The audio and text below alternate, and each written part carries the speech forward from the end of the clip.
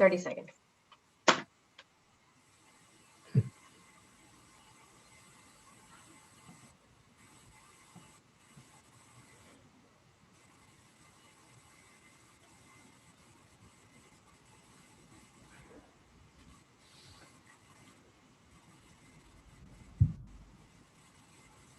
Good to go. Okay, good evening. This is the Design Review Commission meeting for Wednesday, June 16th, 2021. First item on the agenda is roll call. I'm the chair, Glenn Cass. Can I have a roll call? Kristen? Here. Armin? Here. Eugene? Here. And John? Here. Next item on the agenda is adoption of the agenda. Do I have a motion to adopt or any modifications? So Move to adopt. Okay, John, do I have a second? Yeah, second. Thank you, Eugene. All in favor, say aye. Aye. Kristen? Aye. Armin? Aye. Eugene? Aye. John? Aye. And Glenn is aye. Next item is public comments for items that are not on the upcoming agenda and within the purview of the commission. Do we have any raised hands this evening or star nines? If you would like to make a public comment, please use the raise your hand function at the bottom of your screen or press star 9 if you're calling in. I don't see any hands raised at this time. Great, thank you. Next item, I'm going to break up. We have 4A and 4B are draft minutes of meetings for May 5th and May 12th. The quorum tonight was all present at those two meetings. Do we have any changes to those minutes or do I have a motion to adopt? To approve. I'll move to adopt. Okay, do I have a second? I'll second that. Thank you, John. All in favor, say aye. Kristen? Aye. Armin? Aye. Eugene? Aye. And John? Aye. And Glenn is an aye as well. Item 4C is an item that we saw at our last meeting on the Cancer Support Community Center. At that time, we made a recommendation for a resolution to be drafted up with comments that we had made. This is now on the consent calendar unless someone needs to speak about it further. Do we have a motion to adopt this on the consent calendar with the resolution as drafted? So moved. And do I have a second on that? I'll second. Thank you. All in favor, say aye. Kristen? Aye. Armin? I was absent in the previous meeting. Oh, sorry. Eugene Aye. and John? Aye. And Glenn would be aye as well. And I guess Armin is abstaining. Okay, okay. No study sessions for tonight, no continued public hearings for tonight. We have one new public hearing item. This is for Meg and Jeff O'Hare. This is a change of condition to modify both the colors and the materials on a property that we looked at least 6 months ago at 55 Lucas Ranch Road. Renata is the staff, if she wants to make a brief report.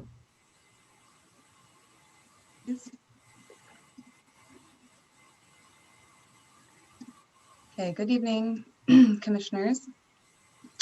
Before you tonight is application HDP 21-19CC, which is a request for a change of conditions for a previously approved hillside development permit at 55 Lucas Ranch Court. The parcel was originally created as part of the Lucas Ranch Estates subdivision under application TR 6569, which created 8 residential lots at the end of Lucas Drive. As a condition of approval for the subdivision, all future development on the lots would be subject to the Lucas Ranch Estate Design Guidelines, in addition to the city's Hillside Overlay District regulations and the Residential Design Guidelines. A single-family home proposed for 55 Lucas Ranch, shown here is Lot 5, underwent the 2-phase Hillside Development Permit process, and the Phase 2 application was approved in February 2020. As part of the project approval, a standard condition was included, which requires any proposed changes be reviewed by planning staff or the appropriate hearing body to make a determination about the change. The residence is sited on a hill with a 2-story elevation facing out over an open slope, with another open slope immediately behind the structure, rising uphill from Lucas Ranch Court towards Lucas Ranch Road, or Drive, rather. And the property owner has proposed a change to the color of the wood siding from a medium brown with some gray tones to a black wood stain. And removing of the wood, the channels in the wood. The western facade, which is the tallest elevation of the residence, is visible from below at the viewing evaluation site at Burton Valley Elementary. So staff has reviewed the proposed color change against the residential design guidelines, Hillside Overlay District regulations, and the Lucas Ranch Estates design guidelines, and is unable to make all the required findings to approve the proposed color change. The residential design guidelines call for a building design to be compatible with the surrounding, here's the view from looking out from Lucas Ranch Road. The residential design guidelines call for building design to be compatible with the surrounding land features and other development. The residences in the development use lighter earth tones that blend more smoothly into the surrounding landscape. And staff finds the black wood siding would create a stark contrast between the structure and its surroundings, which is not in keeping with either the residential design guidelines or the Hillside regulations. While the proposed landscape plans do include coast live oaks to be planted along the property lines, much of the property lines, staff finds the trees would not be sufficient to screen the height and mass of a darker structure when viewed from below at the viewing evaluation sites or offsite at other properties. Further, the use of a dark stain would impact the apparent size and massing from the structure, as it's situated above Lucas Ranch Court and would appear larger from below. And similarly, the Lucas Ranch Estates call for materials and color palettes that situate the home within the natural environment and minimize the potential for offsite visibility. So staff finds that because the site was previously identified as visible from a viewing evaluation site, that the darker color would indeed draw attention to the structure and not be in compliance with the Lucas Ranch design guidelines. Again, staff is unable to make all of the required findings for this project and recommends the commission deny the request for a change of conditions. Notice of this meeting was sent out to the properties within 500 feet of the subject parcel, and the area was posted at least 10 days ahead of the meeting. Staff received no public comment, but did receive a document from the owners of 55 Lucas Ranch Court with signatures from neighboring property owners in support of the proposed color change, which was forwarded to the commission ahead of this meeting. So staff, in summary, staff recommends the commission review the proposed color change and project plans, conduct a public hearing, provide feedback to the applicant, and adopt Design Review Commission Resolution 2021-07, denying the change of conditions. Staff is available for any questions. Any questions from commissioners? Yes, Kristen. So I understand that the siding is darker than other stucco materials on adjacent homes, but how are we evaluating the fact that the roof shingles are just as dark, if not darker, than this newly proposed wood? Like why does, especially in a hilly site, how does roofing get evaluated differently? So in my assessment, the roof is less visible from offsite than the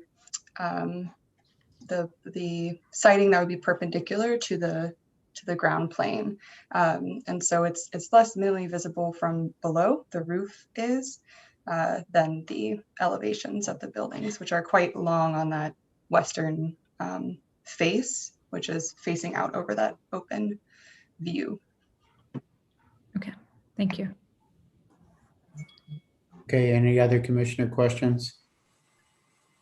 So the applicant, I assume this will be the O'Hares, would like to speak. You have 10 minutes to give us your position. Sure. Thank you for listening to us this evening, and spending your time. Jeff and I moved to Lafayette 11 years ago for Jeff's job in San Francisco. We have 4 children, and they were all born in 4 different cities. While we were looking for a community to put down our roots, we quickly fell in love with Lafayette. By chance, my 2 sisters ended up in La Miranda as well, and between the 3 of us, we were raising 11 children in this community. We purchased our first home on Mountain View Drive and started our children at Lafayette Elementary and the local Montessori.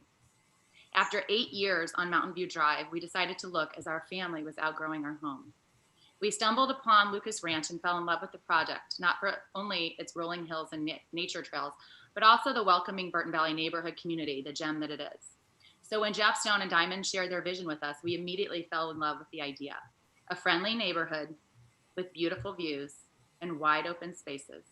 No McMansions, no gates, no big fences, just classic homes that are distinct, yet fit into the Burton Valley vibe, where most of our friends actually live.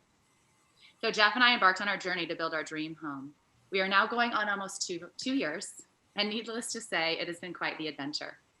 Between the devastating COVID epidemic and the escalating material and labor costs, we have struggled both emotionally and financially throughout this build. We are standing here today because we won't give up. We want to make our dream home a reality. That said, hopefully you can help us achieve our goal. For some background, when our architect turned in the building plans to the city, if you can imagine, he never discussed the color or material selections with Jeff or myself. We take personal responsibility for that, but please understand, we're new to the home building process. We're busy 2 professionals with 4 children. We trusted our architect and assumed he would guide us through this process. So when we talked to Jeff Stone about selecting the colors and materials, we realized that there was another plan in place, a palette that we never agreed to, which is why we're standing here today. Originally, Jeff and I are from Illinois, and we fell in love with the idea of a modern Frank Lloyd Wright style home, one that would fit in the natural surroundings.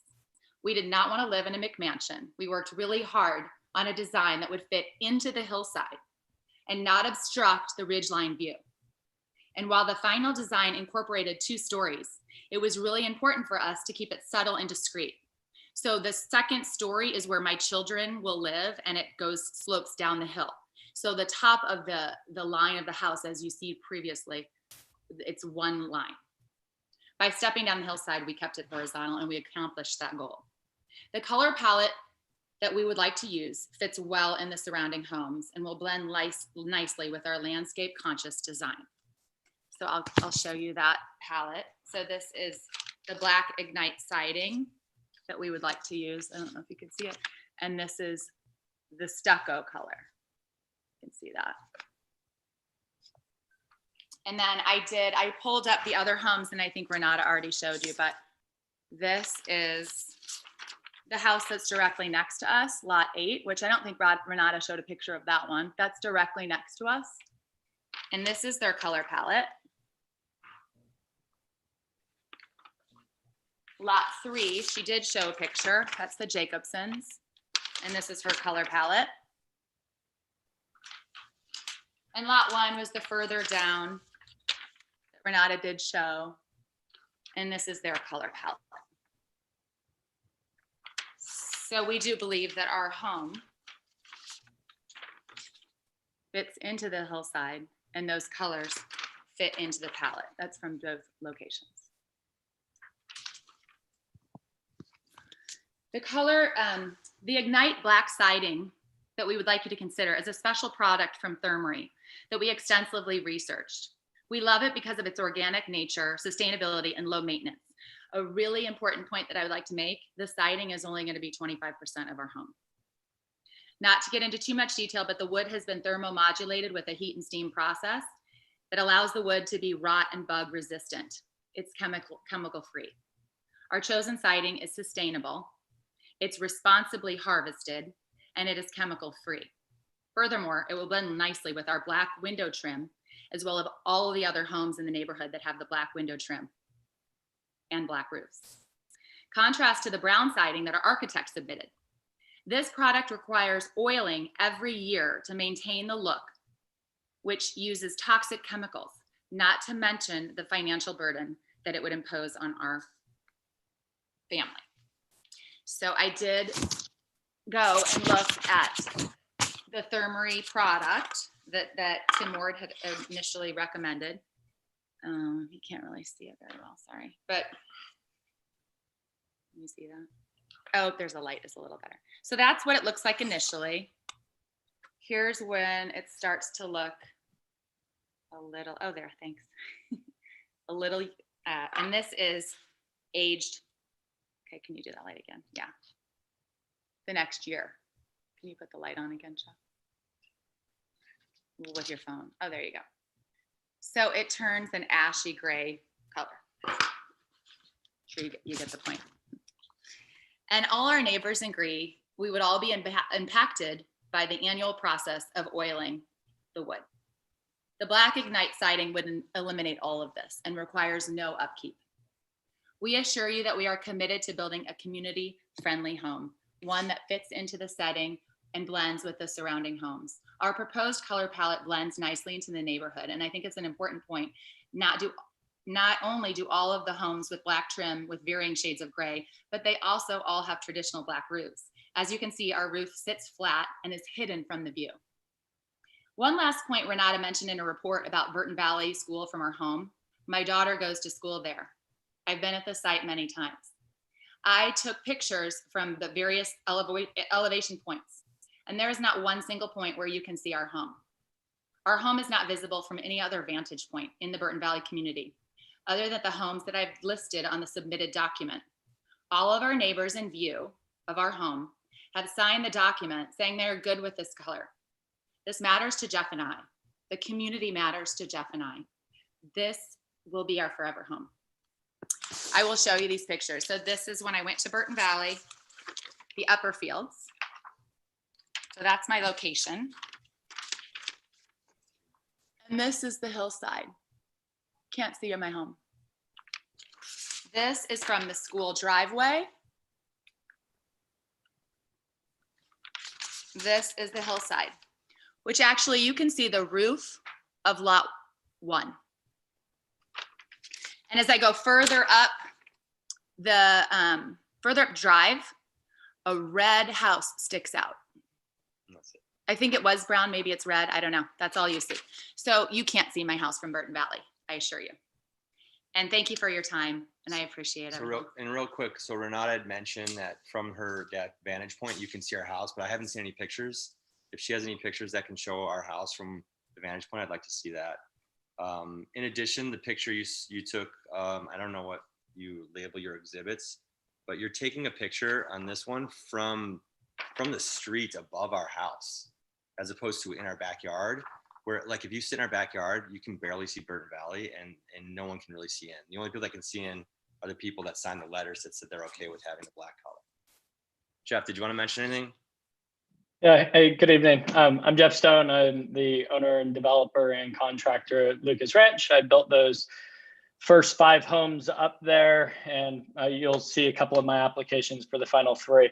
I think what Meg and Jeff did well right there is to demonstrate that the off-site impacts, which is the purpose of the design review guidelines, as well as the Lucas Ranch review guidelines, which they are consistent. I think they actually took it word for word and copy pasted those guidelines to overlay it, is that when we designed Meg and Jeff's house, the idea is to take lot 3 and lot 8 and hold lot 5 back into the hillside with a flat design roof and the contemporary design that it was built to. Not only is the siding and massing held back into the hillside so that the cross section from any offsite impacts is further reduced, but when you actually look at the 2-story nature, it's held back up to lot 8, which prevents from anyone from Lucas Drive, which would be the only 2 or 3 homes that would have any sort of impact looking up into it. With that said, the house is built up about a 12-foot. We built a retaining wall that then held it back. So the vantage point from any of those neighbors is actually looking back up at retaining walls and lot 8 in front of where lot 5 actually exists. So I encourage you to, first, we're trying to build custom homes up there, and we want families to really be proud of what they're building and what they have. And second, I'd really urge you to remember what the intent of design review and offsite impacts is we're trying to prevent the public from having a white glaring house on top of a hill that's not cut inside of a hill. And all of the design that's gone into it up to this point already dealt with and worked with it. Thank you, Jeff. Do we have any questions of the applicant by commissioners? Yes, John, go ahead. I'm wondering if you are able to show us a comparative elevation with the original color scheme and the proposed color scheme, so we can understand the extent of the material change and the placement of the colors in question. Renata, you should have that when we sent that in the first application.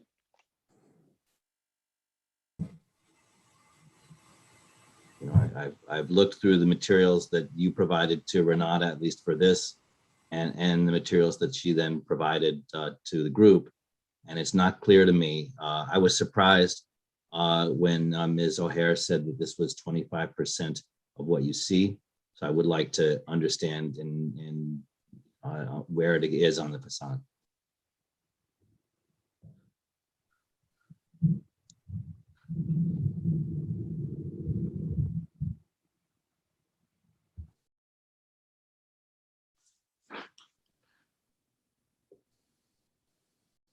So this is the east elevation, which faces into the hillside behind the site.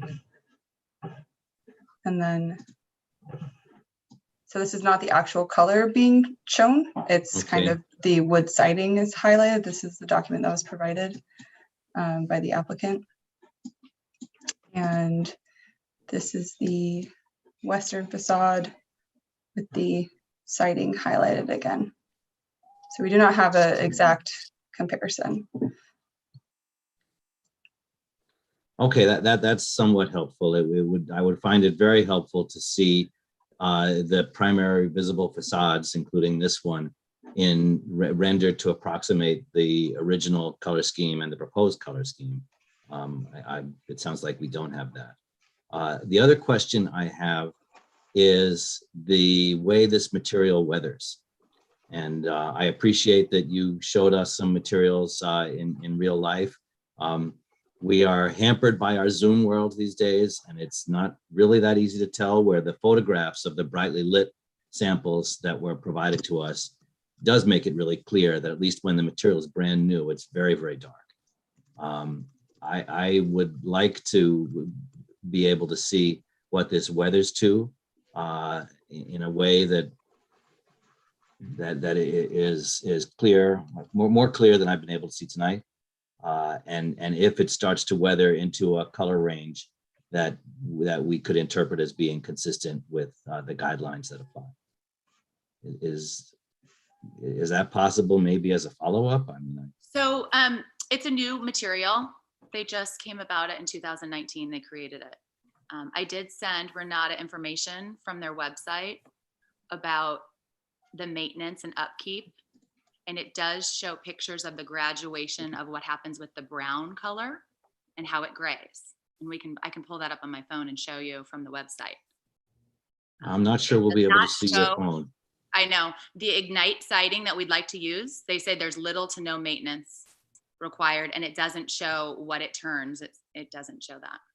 Yeah, I mean, to me, that's very important as to what it is how the building will look, you know, after it's weathered for a period of time. And is that a year? Is that 5 years? So to me, that because well, anyway, I don't want. I'm asking questions, comments when comment time comes. Yeah. Okay, Kristen, you have a question? Yeah, so I understand that we want to be consistent with what the guidelines are. And when I read the staff report, it says, well, when it describes what the criteria are of the guidelines, it's not super explicit to me. It says that the colors and materials used in development should not draw attention to the building, and that I've lost it now. I guess what I'm looking for is something really clear that says a dark color is not consistent with the environment, or that it doesn't align with the guidelines, because I find the guidelines to be more qualitative than quantitative in that way. So it's hard for me to confidently say that they prohibit a dark color. So is there something in the guidelines that's more explicit? Staff want to address that? Yes, so in the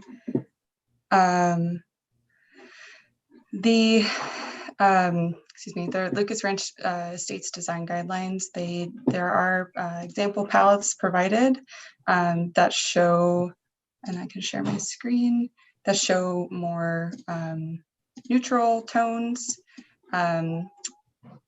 as examples. So these are not, the only options to choose from.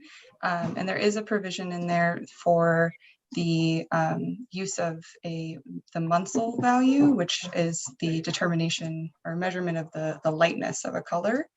And so it does say that the color shall not be higher than 5 with, I believe it's 10 is white is 10. And so they don't want it to be a bright white, but a mid-tone or darker. However, we've seen wireless facilities in the area on top of Lucas Drive that are black, and they are intended. It was intended painted black, intending to blend in with the trees in the area, the existing vegetation, but they actually tend to stand out more on that hillside. Is that sufficient? Okay, thank you. So, Do I have any other questions? I don't have anyone on my screen. Okay, no other questions. So let's move on to public comments. Do we have any public comments on this item tonight? If you would like to make a public comment, please use the raise your hand function on the bottom of your screen, or *9 if you're calling in. I don't see any hands raised at this time. Okay, we want to open this up to, there's no need for a rebuttal, I don't think at this time. So let's open this up for commissioners' comments. Oh, Armin, oh no, Jeff, you really used your 10 minutes. What do you want? Okay. Come on, Glenn, you don't have anything else on the calendar tonight. Well, I do. I have a life. Yeah, but you're a volunteer for a public official for design review, making a decision on someone's life that's going to impact them for the next 30 years. This is important stuff. Well, thank you. Now you're done. I will make Very one comment. short. I've built a lot of houses in Lafayette, as everyone knows here, and I've never brought a white house on a hillside. And we all know why, because that stands out to the rest of the community, and that actually grabs your attention. And to the Munsell color, and per the design review guidelines, black is 0 because it absorbs into the hillside with the cross section of how this house is built. And then when we actually put trees in front of the low impact and the small percentage of siding on this property, it should be strongly considered that the offsite impacts and the really looking at the legal basis of denying them their color on that percentage of the house and not being definitive for future applications and setting a precedence that anything from 5 or lower is now possibly not going to be accepted from this design review commission, puts a layer of ambiguity for developers, contractors, and homeowners in the future to really understand and know what sort of color palette is appropriate for this design review commission, considering we are complying with the intent as well as the color palette which we're putting in front of you. So Okay. I'll be quiet, but I think we have a good shot. We're being fair on this one. Okay, so opening this up for commissioner comments. Which commissioner would like to begin this evening's discussions? Glenn, I'm happy to start if you'd like. Yeah, John. I appreciate a lot about the design of this house. I think the statements that you made are in terms of the siding, the profile, all make a lot of sense, and I think your architect served you well. I can understand your disappointment if you were not fully cognizant of the color palette when it went in for approval. I think your architect had a pretty good idea what the city was looking for if he didn't have the greatest idea what you were looking for. And that's unfortunate, and I sympathize. But that said, well, first of all, to respond to some of the things you're saying, the color does not make or break your ability to use this property the way you want. The color is a preference, and I get that, but nobody is prohibiting you from building your house, and your house was reviewed by this commission and the planning commission and approved the way it was submitted. I agree with staff that the black color that was presented to us does not blend in to the hillside. The hillside for more than half the year is a pale golden brown, and you look up at it. I was there today seeing the building paper, which is, you know, a fairly dark color, probably not even as dark looking because it's got the lath over it as the proposed color. And I believe that the guidelines are clear, and the color as presented would not be acceptable. Now, that said, the color you've told us will likely fade over time, and it could fade into a color tone that is acceptable. I don't know. As far as the material and the maintenance aspect that you're after, I mean, I'm fully supportive of that. I'm sure there are other colors in this same material that are available that could be used as a substitution. It's only available in black. Yeah. I find that very surprising. I mean, I'm an architect. I select finishes all the time. No, One color is the only color. yeah, because it's burnt. It has that burnish look to it, John. So we actually have approved this product on one other project, which I can't remember where it was, Spring Hill Road, I think it was. But in any event, we've seen it before. We have not approved it in the hillside area with the visibility. But it does sort of look like a little alligator at parts, and then as it ages, it loses a bit of that sheen to it. It's the American version is Shoi Sujiban. So it's something I've used on other products, but it doesn't, the one that they want is black.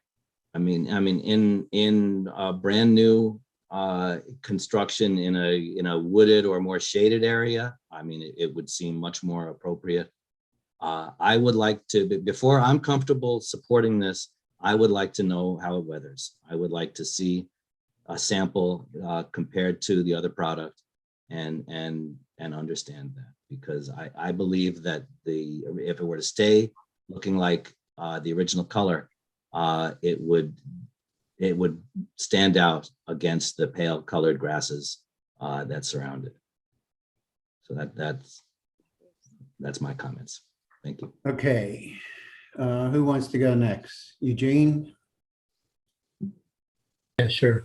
Yeah, for me, I need more information. I'm open-minded about these things, but I need to know by a more clear depiction and representation of this combination of this material, this color, with the other juxtaposition material and color, to see what kind of design idea you're trying to germinate with this combination. And then I can kind of deduce what this may imply and have an effect on. I'm with John. I need to, I think it's really for the owner's long-term sustainable look of this beautiful house that you're trying to put up there, to check on the warranty, the weathering effect, because, you know, I've had experience with, I like dark colors in certain contexts as well, but the lighting, the sunlight orientation, southwest, east, they have a different saturation rate, and it weathers differently sometimes. So I think you need to, kind of convince yourselves that this is a material for you long term. I know you're excited about this color material, But me, myself, as a commissioner here, I'm looking at the public side of it. I understand through Ms. O'Hare that some parts you don't see as much, but I'm very cognizant that if anywhere we would see this, we would also want to share with you the joy and beauty of this house up on the hill. And so I'd be really wanting to know, as John mentioned, the specification and for yourselves, the warrantyability as well as how it weathers. And again, big picture for me is I need a drawing. If you want me to approve and be part of an understanding of the poetics of this material and the color, I need to know the holistic picture of how this works. That's where I am today. Thank you. Okay, Kristen? So I'm a little more inclined, I think, than my colleagues to support the color. It doesn't strike me as particularly unnatural. I understand that it's dark and stands out against the landscape and the golden colors of the hills, but I think if it's appropriately modulated with the color of the stucco and the other materials and the plants, that it actually could have a nice balance and could actually highlight the surrounding landscape and be pretty sophisticated and elegant. And so I guess that would then come to Eugene's comment that maybe we need a more clear representation to convince everyone on the commission that it is in fact doing that. I also feel that it isn't entirely clear to me from the guidelines that this color is contrary to the guidelines. So if we want to say that it's unacceptable, I think we need a much clearer set of rules that it doesn't meet the guidelines. And then finally, I was really struck in the photographs of the adjacent homes by how dark those roofs are. And I find roofs almost always stand out much more than a wall does. And I agree with Renata, the verticality of a wall has a certain presence, but the overall mass, especially in hillside settings where you often view a house from above, the overall mass of a roof can be quite dominant. So I don't tend to find the dark color as radically out of line with the standards or with the existing context there now. Okay, Armin? I agree with everything said by other commissioners. As much as I'm a big fan of the thermory material and the Shusigibon, I know that there are other manufacturers that they could do Shusigibon with the lighter colors. And if you would like to have that exact type, that might be something that you could do a little bit more research. And I agree with Kristen that this actually doesn't stand out more than I think lot 1, which has that white stucco. I think that actually stands out more than a darker color. But at the same time, this seems to be too dark that it actually doesn't blend as much as the previous proposed siding was going to blend in with its surrounding. So I think there needs to be a little bit balance here that, maybe this is too dark. It just needs to just shift a little bit more towards a lighter color. And as Eugene and John and Kristen mentioned, I think a more realistic rendering that might help to just see the before and after. So we could just make a better judgment here. Okay, and I sort of agree with Kristen.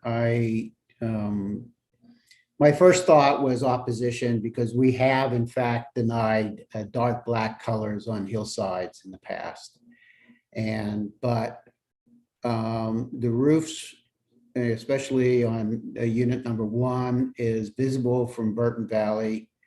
I was impressed at the fact that this site was not visible from Burton Valley. I didn't go to Burton Valley today to check it out myself, but I'm familiar with where this building is.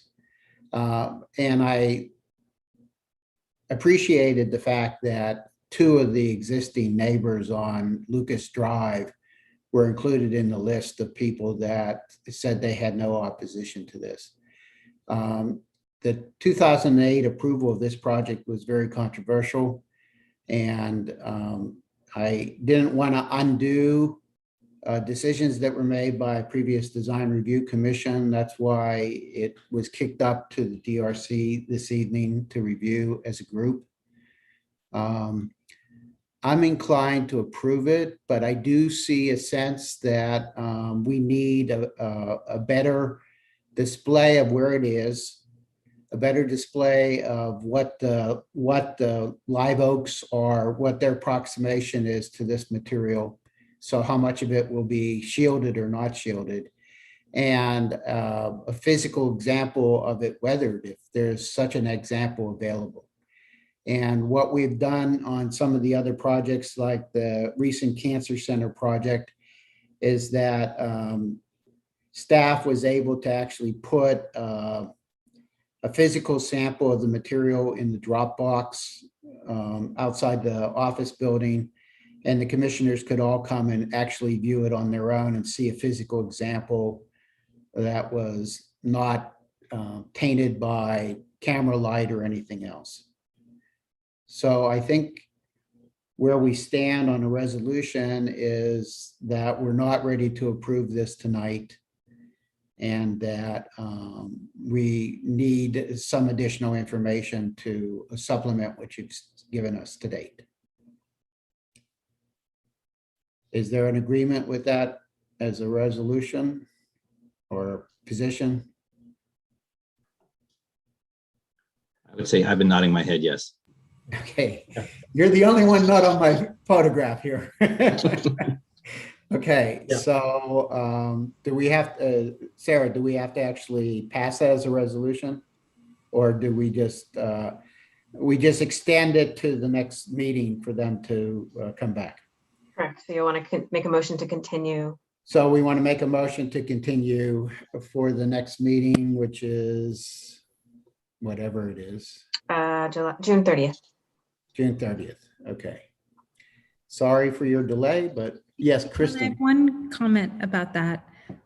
I think that the dark wood, our perception of its darkness, it's also important to see the color of the stucco next to it, because I think when it's next to a white is when it feels really extreme, but when it's next to something a little warmer, it doesn't feel as extreme. So to see not just a sample of the Ignite, but also the paint color would be helpful. Okay. Yes, I agree with you. Okay, so we're modifying the, yes, we really don't open this up for continued comments to. I just find it difficult because I feel like we're being delayed because you can't look at the sample through the computer. Because I have it right here and I have the stucco color. And Yeah, but you have to see it from our standpoint. It was not realistic for someone to put their camera on it and it suddenly looked brown instead of black. Yeah, well. Okay, so. Really unfortunate because I feel like if we were there in person today, you could all touch this material and see it and feel it. Okay. So do I have a motion? Or I had a motion. Do I have an approval of the motion? Yeah. Okay, Yeah, Eugene I'll is making. I'll make a motion, Glenn, to. Okay. And do I have a second on that motion for the continuance? Yeah. Yes, second. Okay, all in favor of the continuance? Eugene, Aye. Kristen, Aye. Armin, Aye. and John, Aye. and Glenn is aye as well. Okay, we'll look forward to seeing a sample. The earlier you can get it to staff, the earlier we can actually physically look at it. Thank you. Thank you. Okay, and getting back to the agenda, we have only ARC volunteer for June 18th. I am teaching a class that morning, so I'm not available at 9:30. If Jonathan wants to move it to another time, I can make it in the afternoon, but after 1:30. But otherwise, do I have anyone that wants to sit in and do ARC volunteer for this June 18th? Do we anticipate it lasting longer than 30 minutes? I'm available, but I'm only available until 10. I could do it earlier than 9:30. The last one we had 5 items and we got it done in less than a half an hour. I've got a little more flexibility that morning if you prefer. Well, Jonathan can send a notice to both of them, and then you can send a notice to each other on which one of you wants to. No, attend. actually, we can't. Well, you can. You can't send it to a third party. Okay, because then you have a quorum. So don't CC me or anyone else. Anyway, I'm flexible that morning. Happy to do it. Kristen, if you're flexible enough, I'm happy to see you do it. I just have to be done by 10. So Okay, let's have Kristen do it. She volunteered first. Okay, Okay, thank great. you. I appreciate it from everyone. We have item number 9, commissioners' reports. Do we have any commissioner reports? Nope. And then item 10 is staff liaison reports. Do we have anything that has happened recently in planning or city council that we need to be aware of, or other things that you want to bring to our attention? There is a public workshop for the, an in-person workshop for the general plan update and the housing element. Unfortunately, it's the same meeting as this next meeting for you guys on June 30th. So it is an open house in person at the Lafayette Library and Learning Center from 4 to 8 p.m. So are you telling us you won't be here next? I may or may not be here next time. You may see Greg. Yes, okay. But nothing else to report. Okay, then we're on to item 11, adjournment. So thank everyone for your attention tonight.